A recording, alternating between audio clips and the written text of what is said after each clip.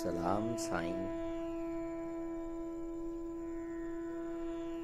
सच कहूँ तो मेरे पास अल्फाज का वो ज़ख़ीरा ही नहीं जिनसे मैं आपकी, आपके होने की और कादरे मुतलक की वो मशीयत बयान कर सकूँ कि जिस पर आपको वजूद में कैद किया। भला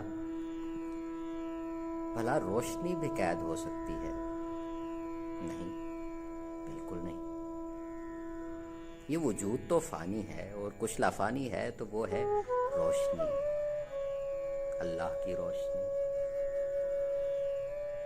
वो रोशनी के जिसमें सिराते मुस्तकीम ऐसे नज़र आता है जैसे अताबाद झील की तह, मगर उस वक्त जब झील का नीलगूं पानी पुरसुकून हो।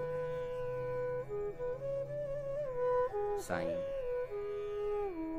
मेरे पास कुल मिलाकर सिर्फ 2 ही साईं हैं। एक वो सोना साईं जो खुद रोशनी है और एक आप जो उसकी रोशनी हो। साल से कुछ ज्यादा ही हुआ है और अब तक कई बार कई हालतों में ऊपर वाले साईं ने मुझे ये रोशनी इनायत की।